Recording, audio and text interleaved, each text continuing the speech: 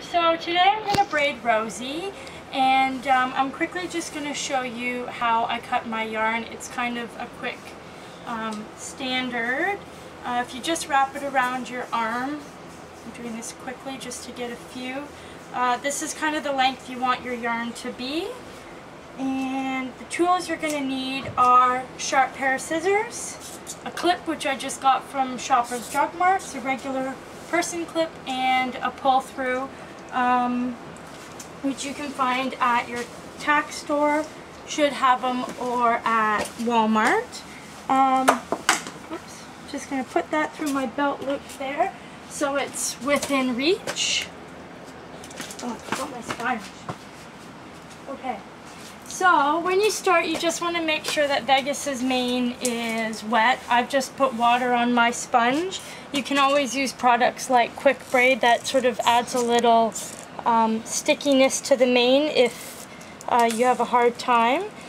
So here what I'm doing is you just want to make sure that what I use is the end of my clip, and I've just sort of made a nice straight line perpendicular on her crest to get my piece of yarn. The key, what I'm doing here is basically just large hunter braids. Rosie, put your head down. Large hunter braids. So the trick is to make sure that the braid is tight, because then it's going to lie better on her neck.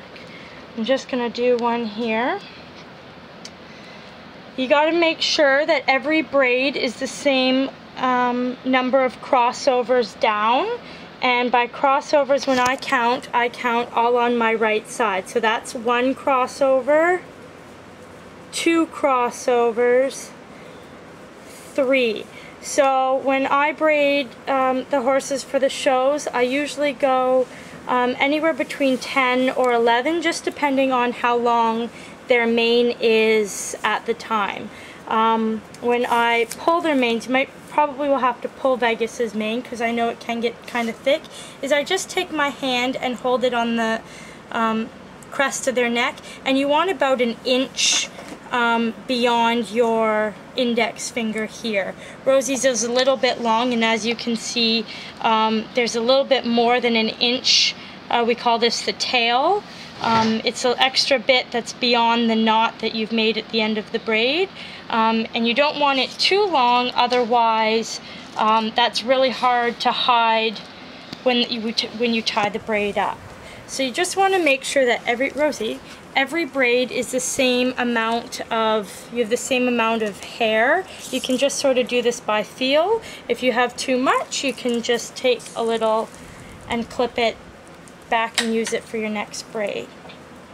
So again, I've split it into 3 pieces, and you want to try and get them to be equal. And I usually start counting right at the top. So right from the hair that's growing out of her crest, that's 1, 2, 3, 4, and I'll count all the way down to 10 and tie my knot.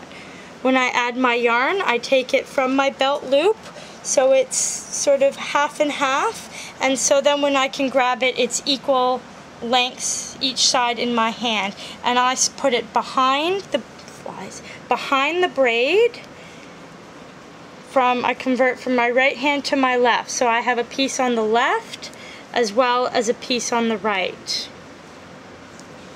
Let me just fix this. It doesn't matter where in the braid you add the yarn. It can be right at the top between, let's say, crossover 2 and 3, or at the bottom. You just want to make sure that you're not adding it too close to the end, otherwise it won't hold as well as in the middle or the top.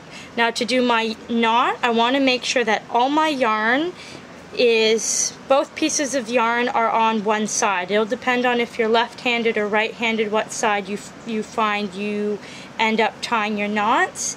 And you just loop it around and pull it through and pull. You want to make sure that your knot is as close to your 2 final crossovers as possible. You don't want it too far down, otherwise this here will become loose and then the braid doesn't stay in tight.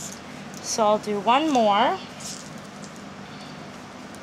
You'll find probably in the middle of his neck, the hair will be a little bit thicker, and then your gaps, your spaces of yarn that you're taking will be a little bit smaller, and that's okay.